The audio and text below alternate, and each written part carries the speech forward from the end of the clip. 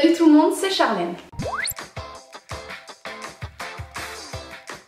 J'espère que vous allez bien, je vous retrouve dans une nouvelle vidéo que je n'ai pas du tout l'habitude de faire sur ma chaîne. C'est d'ailleurs la première fois que je vais faire ça. Je vais tester des astuces Instagram qui tournent en ce moment. J'ai essayé de sélectionner des astuces qu'on n'a pas trop vues sur YouTube. Du coup voilà, j'espère que ça va vous plaire et c'est parti. Donc pour la première astuce, on va se retrouver dans ma cuisine.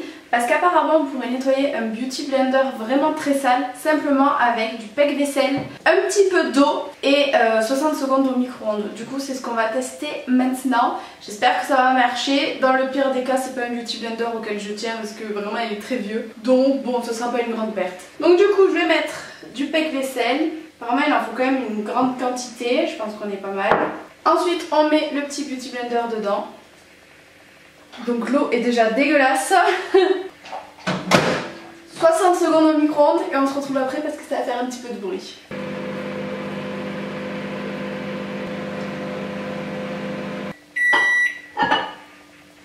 Ok, je sais pas comment faire en fait parce que je suis en train de me brûler. Je vais vider l'eau dans l'évier et je vais essayer de me débrouiller. Je vous retrouve de toute façon après pour montrer le résultat du beauty blender.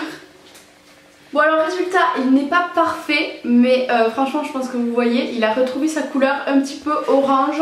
Ça faisait un moment qu'il ne l'avait pas retrouvé. Du coup je pense que pour un beauty blender qui est sale raisonnablement et pas comme celui-là qui était à l'extrême, ça marche vraiment bien. Par contre faites gaffe parce que vraiment quand vous le sortez du verre, au bout de 60 secondes au micro-ondes, il est vraiment bouillant. Je me suis cramé un petit peu les doigts. Mais je valide l'astuce. Non, tu n'auras pas le beauty blender Nala. Pour la seconde astuce, ça va se passer avec une cuillère. Donc apparemment on pourrait faire le creux avec la cuillère, donc le creux de la paupière, ainsi que le contour des lèvres. Donc moi je galère tout le temps à faire le contour de mes lèvres parce qu'il est pas très net, en fait il est un peu flou. Du coup on va voir ce que ça donne. Donc je vous ai rapproché pour que vous voyez un petit peu mieux. Je sais pas comment je vais faire directement dans le retour caméra je crois, parce que le souci c'est que j'ai pas de miroir. Hop, on va faire comme ça. Je vais prendre de la couleur et je vais faire directement, regardons dans le retour caméra, ça va être une catastrophe. Ouais si ça marche mais bon je peux faire ça toute seule, sans cuillère quoi. Et en plus ça marche mais pas comme la fille. Je vais peut-être essayer de mettre une couleur plus foncée. Franchement je suis pas persuadée, j'aime pas trop. Hein. Ça fait pas un creux de paupière vraiment défini comme la fille sur la vidéo, ou alors j'ai pas la bonne technique, je sais pas. Mais franchement j'aime pas, je vais faire juste l'autre œil pour pas que je paraisse maquillée que d'un œil. J'ai fait cet œil à la main nue et cet œil à la cuillère. Alors on voit strictement pas la différence et j'ai mis 5 minutes de moins pour faire sans la cuillère. Donc pour les yeux la cuillère moi je valide pas. Faut pas que ce soit utile et peut-être qu'après je le fais mal, mais moi en tout cas j'ai pas le même résultat que la fille, donc non, moi j'aime pas cette astuce. On va quand même laisser sa chance à la cuillère pour le contour des lèvres. Je sais même pas où commencer. Déjà c'est la galère à placer la cuillère et on se retrouve là ça a débordé de ma lèvre et c'est même pas les mêmes les mêmes arcs de Cupidon, donc franchement je vais essayer de faire le dessous. Mais je crois que cette cuillère moi ça me convient pas. Ça va pas, on dirait un clown hein. Donc non vraiment, soit c'est moi qui sais pas manier la cuillère, soit vraiment c'est nul. Donc je vais essayer de rattraper la chose histoire de pas finir la vidéo plus ridicule que je le suis déjà, mais j'aime pas. La prochaine astuce, c'est une astuce un petit peu plus connue, c'est de faire son contouring avec une pince à épiler, donc le contouring du nez. Donc je ne l'ai pas fait aujourd'hui, du coup je vais le faire avec vous. J'ai pas par contre les produits genre du contouring liquide et tout, moi vous savez que je suis pas trop maquillage, du coup j'ai pas tout ça. Mais je vais essayer de faire avec ce que j'ai justement, on va voir si ça marche avec n'importe quel produit. Je vous avoue que je suis un peu sceptique parce que je vois pas comment je peux faire le contour de mon nez avec une pince à épiler, sachant que mon nez est quand même assez large je trouve. Mais mon nez va jamais passer entre ça, faut que je l'écarte. Je n'y crois absolument pas. On y va ou pas? On y va. Et oui mais voilà c'est débile cette... c'est débile cette astuce, c'était sûr. Regardez, j'ai deux traits en plein milieu de mon nez. Non vraiment cette astuce par contre zéro. Au bout d'un moment faut avoir un petit nez comme les chinoises pour y arriver. Moi j'ai un gros nez, ça passe pas. Astuce suivante qui est un petit peu complètement folle aussi, c'est de se faire des taches de rousseur. Donc il y a deux techniques. Il y a celle avec la brosse et celle avec les petites bobépines. Je sais pas comment on appelle ça en français, des pinces à chignon. On va tenter, je me suis jamais vue avec des taches de rousseur, je pense que ça va faire bizarre, mais on verra bien. Ça fait pas des points, ça fait des taches pas belles. Pourquoi aucune astuce marche sur moi? Ça fait pas des taches de rousseur, moi ça fait des taches tout court. Ouais, on voit presque rien en plus, mais genre ça fait des taches en fait. Ah là vous voyez mieux. Je pense que ça par contre c'est un coup de main à choper pour faire quelque chose de naturel parce que sinon... Du coup je vais essayer de l'autre côté avec la bobépine. Après je pense que j'ai pas les bons produits hein. Mais quand même, si on veut des taches de rousseur et qu'on n'a pas tous les produits du monde, on fait comment? Ça marche un peu mieux mais c'est pas du tout naturel hein. Oh, j'ai fait un gros pâté.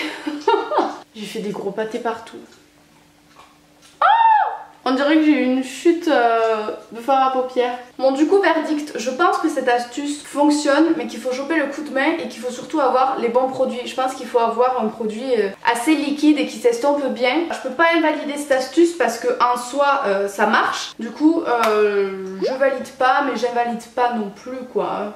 Alors astuce suivante, je vous ai un petit peu éloigné, vous allez vite comprendre pourquoi. Apparemment on peut se faire des boucles avec un gobelet qu'on positionnerait comme ça sur la tête. Donc écoutez, on va tester tout ça. Je vous avoue que j'y crois absolument pas. Déjà je pense que je vais galérer à faire ça avec mes cheveux. Apparemment il faut poser le gobelet comme ça. Donc prendre une mèche de cheveux, la faire tourner autour du gobelet. Mais le souci c'est que moi j'ai pas les cheveux assez longs déjà. Mon dieu, j'arrive pas à rentrer... Oh! Puis qui va mettre un gobelet sur la tête pour faire des boucles? Vous n'avez pas marre d'inventer des astuces à la con que moi après je reproduis comme une andouille. Bon, j'ai pris un gobelet un petit peu plus fin. Mais déjà je suis empotée de mes mains. J'arrive pas à faire le tour avec la mèche. Je suis vraiment nulle, je vous jure. Non mais ça marche pas hein. Franchement vous voyez dormir avec un gobelet sur la tête? C'est bon, ça m'a saoulée. Je sais pas si ça ferait les cheveux bouclés, j'imagine que oui. Mais c'est une galère sans nom pour le faire. J'ai coincé mes cheveux. C'est idiot de faire ça. Je le savais avant de le faire mais ça confirme. C'est idiot de faire ça. C'est une perte de temps. Bon, pour la dernière astuce, ça fait 1 heure que je suis dans la cuisine en train d'essayer de préparer ça. En gros, c'était mélanger de la crème hydratante avec du thé méga infusé pour faire une espèce d'auto-bronzant, mais du coup naturel et fait maison. Et franchement, j'avais trop envie de tester cette astuce. Mais le souci, c'est que mon thé a beau être infusé à fond, il ne colore absolument pas ma crème hydratante. Elle reste toujours aussi blanche. Et en plus de ça, ça la transforme et elle se met en plein de petits morceaux. Je sais pas comment vous expliquer, mais du coup en fait c'est infaisable. Alors je sais pas si c'est parce que j'ai pas les bons produits ou juste parce que l'astuce ne marche pas, mais en tout cas je peux pas l'essayer, c'est pour ça que je m'étais changée, je voulais le tester. Mais oui en fait ma crème c'est comme si elle se triait, vous savez, elle fait plein de petits morceaux là comme si elle était passée. Le thé il colore pas du tout la crème donc ça marche absolument pas. Donc, du coup je suis dégoûtée et du coup je peux pas valider cette astuce non plus. Franchement cette vidéo c'est une catastrophe. Du coup voilà, malheureusement cette vidéo s'arrête sur ce petit échec. J'espère quand même que ça vous aura plu. Si jamais vous restez un petit peu sur votre faim comme moi et que vous voulez voir d'autres vidéos de ce style avec d'autres astuces qui marcheront mieux je l'espère, n'hésitez pas à laisser un pouce en l'air et à me le dire en commentaire. J'aurai vraiment ça avec plaisir. Et n'hésitez pas à me dire aussi si vous avez testé les astuces et si ça a marché sur vous ou pas, parce que je pense vraiment que d'une personne à l'autre ça dépend. Voilà, c'est tout pour cette vidéo. J'espère encore une fois que ça vous aura plu. Je vous fais plein de gros bisous et je vous dis à très vite dans une prochaine vidéo. Bisous bisous.